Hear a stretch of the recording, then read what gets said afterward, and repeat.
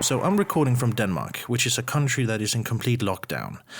And when I say complete lockdown, that's actually not entirely true. Because, you're allowed to go outside. You're allowed to enter into public spaces. You just have to be careful, basically. You have to be 2 meters apart from everyone.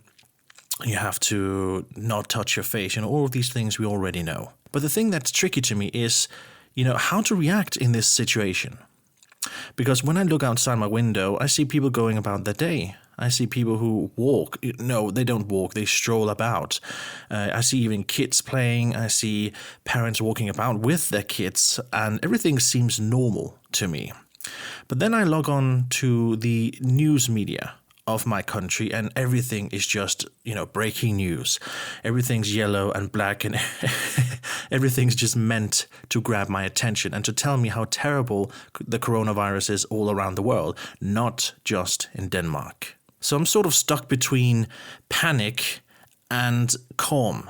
And that's a strange thing, that's a strange situation to find yourself in, because none of these two oppose each other. They're complete extremes in a way. And I'm just supposed to be in the middle and sort of behave in a way, sort of figure out what's best for me. That's strange to me, at least. But this entire ordeal with the coronavirus and being stuck in the middle between two extremes, that actually goes very well with what I want to talk about today. If you go about online, you'll notice that a lot of people will tell you life doesn't matter. And these are people who are not really nihilists, existential nihilists. They are what I call pastiche nihilists. They'll say life doesn't matter. Whatever you do, it's completely meaningless. And these are people who have watched just one too many episodes of Rick and Morty. And that is why I call them pastiche nihilists and not just actual existential nihilists. Because these are people who they're parodies. Well, they're actually worse than parodies. They're pastiche. They're not really nihilists in any significant way, in any meaningful way. They're truly the worst of postmodern nihilists. But one thing they'll say to justify their position, that life is meaningless, they'll say that no one will remember you when you're dead. When your closest family and your closest friends, they die themselves, you'll be completely forgotten. So whatever you do on this planet is meaningless. And of course, this, that's their attempt to delegitimize the world and life and existence. And even though it's not true, I have a hard, and I'll get back to that, why I don't think that's true. It feels kind of weird to me because, to me, this legitimizes life. Knowing that I won't be remembered, that's not a curse. That's a blessing to me. It frees you up in so many different ways. So I don't really get it. But furthermore, it's completely wrong because there will always be someone who remembers you. And it'll definitely not be anyone you thought it would be. It'll definitely not be someone you hoped that would remember you. But you will be remembered because today we have technology. And technology remembers everything and is completely incapable of forgetting. Technology remembers everything from passwords to cookie settings to options in games. But it also remembers dead people as well.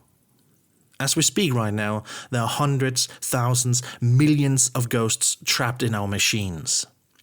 And they're all confined by their particular machine. They're all subjected to the internal logic of whatever machine they find themselves in. I don't think this kind of spectrality has been explored that much, and I think that is very important because technology remembers everything, and at the same time, technology is proliferating rapidly. So this is an important topic to me.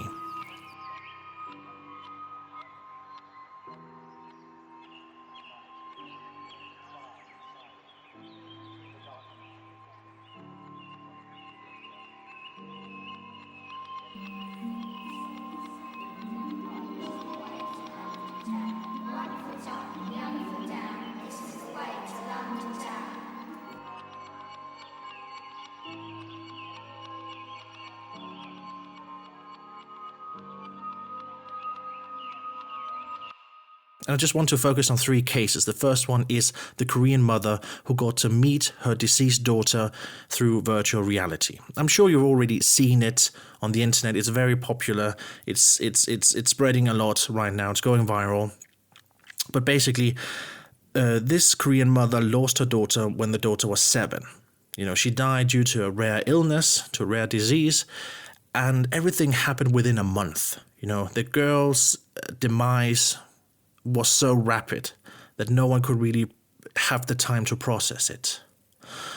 And now, a couple of years later, when the daughter was supposed to be 11 years old, some designers in South Korea decided to let the mother meet her daughter one last final time. So they recreated the girl in virtual reality. And you've probably all seen the video online because it's so prevalent. But basically, they give the mother some VR goggles to wear, and they also give her some sensory gloves, which simulates or gives the impression that she is actually sensing something. So when she would be touching her daughter, or the avatar of her daughter, she would get the sensation that she's touching a dress, or her skin, or her hair. Now, what's very interesting about this thing is that the daughter has been designed and coded and rendered. She's a complete simulation. And it could be a fun exercise to figure out what kind of order she would belong to in the Baudrillardian sense. But that's not what we are going to do today. But, it would be an interesting thing to talk about, to discuss. Because one thing that sort of struck me was the question, how accurate is this particular simulation? Did they get the hair right? Did they get the voice right? Did they get the personality right? And that's because, to me, if you view the video, it seems as if the daughter is an NPC in a cutscene. That's such a terrible thing to say, but that's genuinely how it appears to me. She's constantly asking the mother weird questions like, do you love me? Are you scared? She's constantly dragging the mother along to different things. And that's why it seems as if the VR experience becomes like a priest's eulogy. I don't know how you do funerals or burials in general in your country, but in Denmark, usually during these funerals, a priest will deliver a eulogy based on the descriptions of the deceased person that the relatives give to the priest. So that means that every description of the deceased person will be put together by the signifiers the relatives give. And that's not necessarily accurate, because in one sense you can never capture a person in language. Not completely. That's psychoanalysis 101 basically. You cannot capture a person, a subjectivity in language. That's impossible. But the same thing goes for technology as well. We don't have a well-developed technology yet. It's not so developed that we can actually capture the complexities and the multiplicities and the multitudes that exist within a person. So the designers of this VR experience had to rely on the descriptions given to them by the mother and the father, by potential siblings and other family relatives. So at these funerals, if you're a good person, you'll just listen to the eulogy and say, yeah, that's beautifully captured, that's beautifully formulated, that's beautifully articulated by the priest. I accept that, I miss that person, yada, yada, yada. But if you kind of reflect on it, if you know the person who is dead, you might actually argue with the eulogy in your head, saying like, that's not really that person, but I'll just pay my respects. I'll be a good human being and let it slide. I'm not, what do I have to gain by being a complete dick? So again, I was wondering how accurate is this simulation of the girl? And, it struck me that maybe, memory fades. So maybe the mother just closed the gaps, filled in the gaps of the things that were lacking. And, she just let it slide and let the emotions rush over her. That's probably the case. Don't you want devoted followers who leave their families for you, give their money to you, give their bodies to you, give up their lives for you, consider you God, and will kill for you? Don't you want to become a cult leader? Since the death of God, there's been a vacancy open. You could fill that void. Here's how. Moving on to the second case, the father in the racing game. It's probably something you've already heard about as well. It's a forum poster who talks about, or posted about, a story about him and his father playing games. And in that post, he writes that his father and him would play games on an old Xbox. He got the game when he got the Xbox when he was 4 years old, and, the father died 2 years later when he was 6 years old. And in that span of time, they would play all sorts of games. And particularly, they would play a game called Rally Sport Challenge. Following the father's death, the poster didn't touch the console for 10 years. So when he was 16, he uncovered the Xbox again, and he started playing it. All of these games that they were playing, he started playing them again alone. And when he played that game, Rally Sport Challenge, he found that his father was still in the game. And this calls for an explanation. So basically, the father would play these time trial games where he would try to beat his own time, probably for some sort of reward in-game. And when you race yourself, when you try to beat yourself, beat your own record, your own personal best, the lap you just did, the game you just played, gets recorded as another entity on that playing track. So you are actually literally playing yourself. And this is the entity the forum poster would encounter. He would encounter a lap that his father did years earlier. And the poster would play him, and he would keep losing, and eventually he would actually beat his father. He would get to, in the final lap, he would get to the finish line, and he would stop just short of it, letting his father pass. Because if he crossed the finish line and actually won the game, he would erase his father's ghost from the game. And I just mentioned this would be actually a literal ghost, because the person, the entity you're playing against, is actually transparent. The person is sort of grayed out, and you can see what's actually on the other side of that person. So it's it's actually a spectre in the very literal pop cultural sense we're talking about here. When I hear this, I can't help but wonder that the ghost is actually stuck in eternity. It's actually stuck in limbo, literally. It's constantly doing these laps, and it's laying dormant whenever it's not doing these laps. But, it's still caught, it's still trapped in that particular machine. So in a twisted and warped sense, the forum poster would actually release the ghost of his father from the machine, from the chains of the machine, by beating him. So this is actually literally like the ghost stories, right? You have to do something, pay something, execute something, and for that you earn your freedom. And for that you're actually allowed to be dead. You're no longer stuck in this world of limbo. But for now, the ghost is still stuck in eternity, just running these laps over and over and over. And this situation is actually interesting, because the ghost doesn't know who it's playing against. When you look at the VR experience we just talked about with the Korean mother and her daughter, the daughter knew she was interacting with her mother, because the entire experience was sort of designed around that encounter. But the ghost in this game doesn't know who it's playing against. And that's why it's very important to talk about the internal logic that these ghosts are sort of subjected to, because it's very different how this spectrality comes into play. It's very different how these ghosts are able to express themselves as these entities. Because think about the father as well. He's stuck in the same pattern. Maybe he's lucky and he's lying dormant, surely, but he's still stuck in that mechanized, automatic lap that he did years ago, that he's not able to free himself of. He's literally becoming machine himself. He's literally forced to stay in that same groove that he did years ago. And that's literally what we are talking about right now. We are literally talking about a ghost that is incapable of moving beyond to the realm of the dead. He is forced to stay here in limbo forever. Or at least until his son releases him. So the last instance of people being trapped, or ghosts being trapped in machines, I would just look at people who are seeing their dead relatives on Google Maps. Now, I don't have a concrete example of this one, but you can find it on Google very easily. You can find articles that, they are plentiful out there. But basically, the gist is this. People who have lost relatives or friends will look up their houses, or look up places they used to frequent a lot, and they would see them right there. Google Maps. And the thing about these Google Maps specters is that they are blurred out.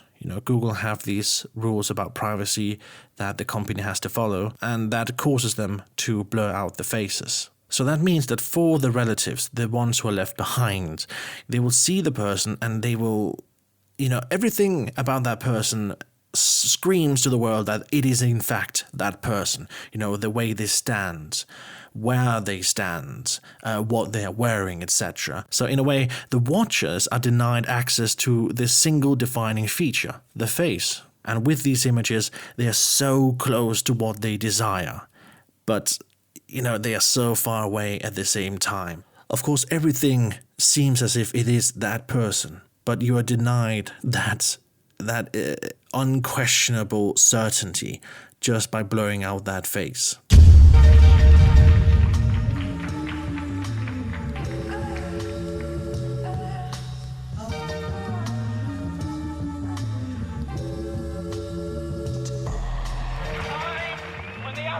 Of the machine becomes so odious, makes you so sick at heart that you can't take part. You can't even passively take part. And you've got to put your bodies upon the gears and upon the wheels, upon the levers, upon all the apparatus, and you've got to make it stop. And you've got to indicate to the people who run it, to the people who own it, that unless you're free, the machine will be prevented from working at all. So what is interesting about these ghosts is that they are more like traces of the people than the actual people themselves.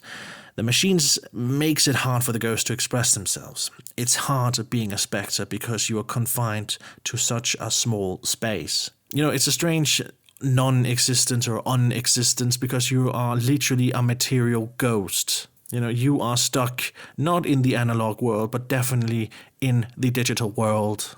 And it must be strange. It's a strange encounter. That's the strange thing about the digital. It's able to capture and to hold something that should be breaking off, that should be coming apart. It's able to hold that and to sort of stabilize it in an unfathomable way. And these material ghosts are stuck in their software, in their hardware, for all eternity, or until someone who is nice enough to let them out does in fact let them out. Now, one thing I just want to stress very quickly is the fact that these people are in fact ghosts. You can't really look at this and say, oh, the person is dead.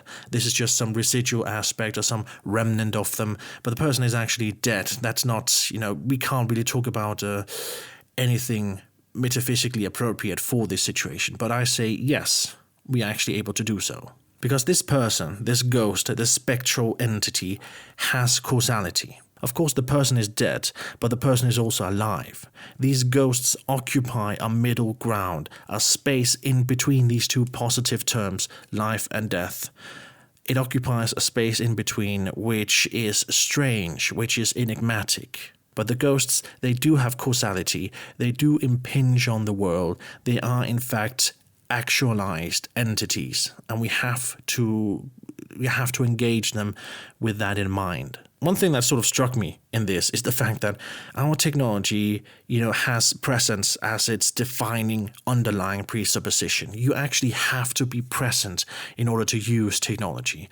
And even if you're not there for the technology to kick off, for example, like an alarm system in your home, there's still some sort of presence through whatever mobile commands you can give on your cell phone or your mobile phone.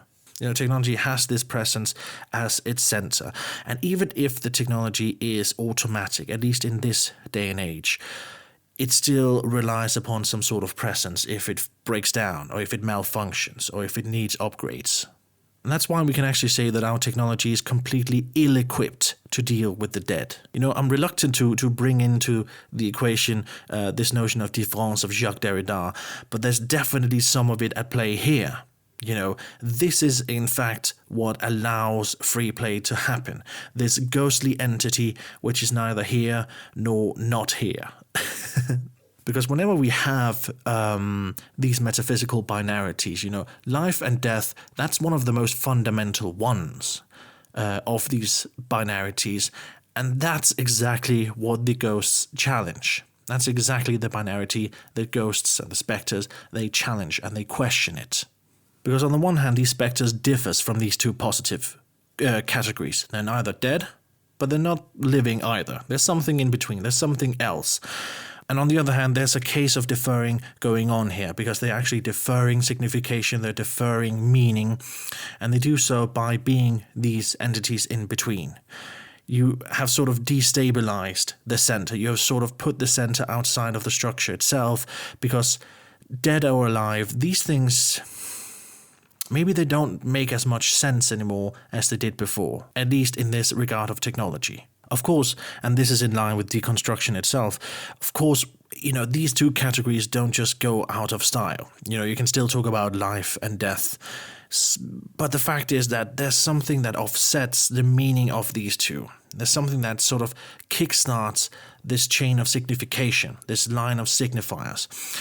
And that sort of proves to us that there's no transcendental signifier at play in terms of technology anymore, because of these spectres who live or don't live in this way that they do. And the best way to sort of explain how they exist is probably not to say exist or not exist, or being or non-being, but it's probably just to say trapped. These ghosts, these spectres, are literally trapped. They're unable to move, they're unable to express themselves, and they are subjected to the internal logic of wherever they are trapped in. And this blurring of the border is what leads me to eeriness in the Fisherian sense. Because in The Weird and the Eerie, Mark Fisher writes a great deal about the eerie, as you can probably tell from the title of the book. And I think this applies very well to the situation at hand. And I'll just read the definition of the eerie that Mark Fisher gives. He writes, "The eerie, by contrast, is constituted by a failure of absence or by a failure of presence. The sensation of the eerie occurs either when there is something present when there should be nothing, or there is nothing present when there should be something." And right off the bat, we are in the first category. What we're talking about now is a failure of absence. These ghosts shouldn't be trapped in the machines. Their mode of existence or unexistence should be impossible, or should not happen, or it's not part of the everyday quotidian fabric of life.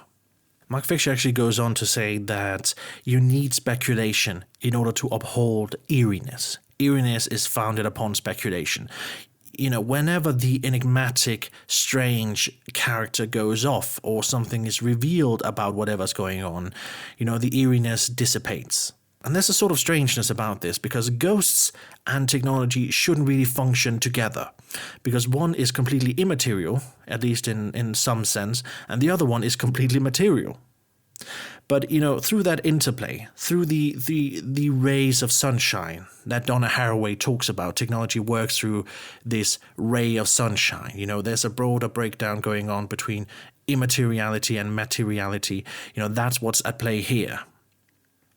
It's that which allows the ghosts to be trapped in the machine.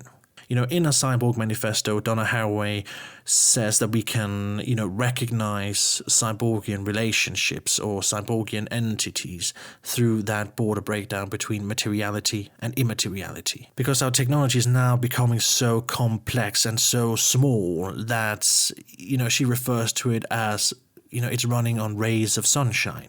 Now we have small electronic things within, we have small pieces of code, we have rays, literal rays, in the case of Bluetooth and Wi-Fi connections. So it's on that ground that we can say the ghosts are trapped, because of the nature of our technology, of our current technology, I might add.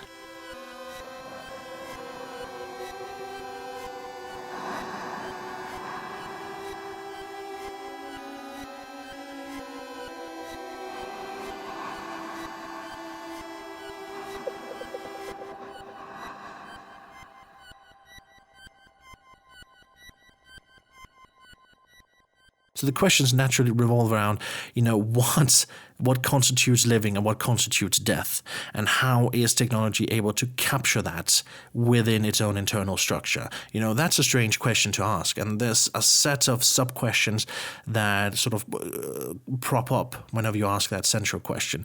So that's what sort of grounds the eerie in this case, or in these three cases. And I'll just read another quote from Mark Fisher. He says, "There must also be a sense of alterity, a feeling that the enigma might involve forms of knowledge, subjectivity, and sensation that lie beyond our common experience. Encountering your dead relatives or encountering your dead friends on machines, on technology, in a way where they are actually active and not passive. That's strange. That's not a common experience at all. So you see, we're actually moving very heavily into the territory of eeriness." And I'll just read the final passage from Mark Fisher. It goes like this. "Behind all of the manifestations of the eerie, the central enigma at its core is the problem of agency. In the case of the failure of absence, the question concerns the existence of agency as such. Is there a deliberative agent here at all? Are we being watched by an entity that has not yet revealed itself? Well, who knows what kind of ghost might be trapped in other pieces of hardware and other pieces of software that we don't know yet? And is there a deliberative agent here?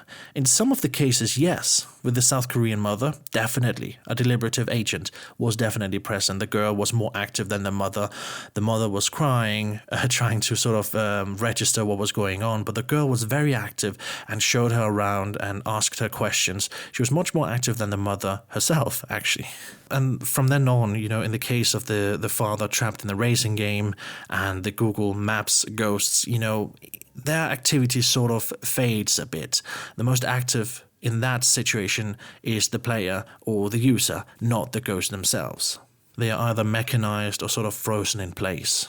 Now, what is important to stress in the case of the eerie is the fact that it deals with the strange and not the horrific.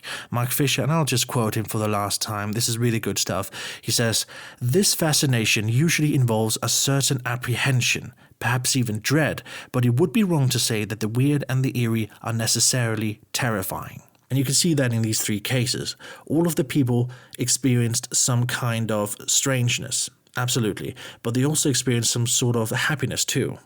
In the case of the mother, in the interviews following, she was happy with the experience. She thought it was great to see her daughter one final time. In the case of the forum poster, you see at the very end of his forum post, he actually writes bliss. He's blissed that he got to meet his father again. He's blissed that he gets to play with his father for all eternity, if that's what it takes. And in the case of those Google Maps people, they screen cap the experience they have with their grandparents or the dead relatives, etc.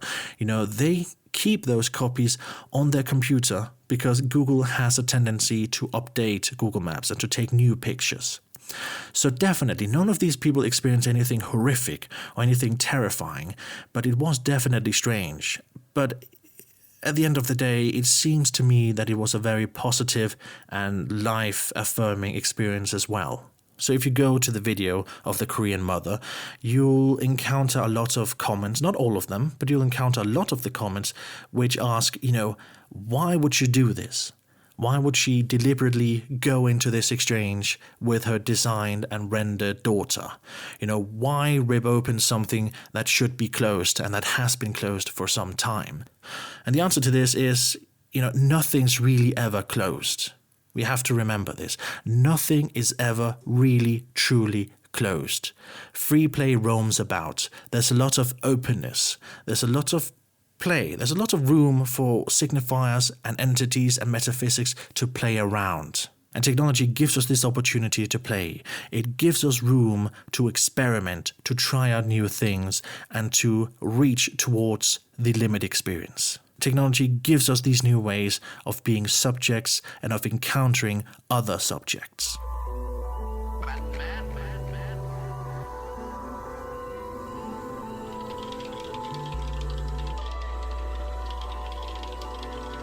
So thank you so much for listening to the show. It means a lot to me. And if you're able to, please donate to the Patreon. It's patreon.com/SimonObiric. It helps the show, it helps me, and together we can create a lot of new cool philosophical content. But for now, thank you so much for listening.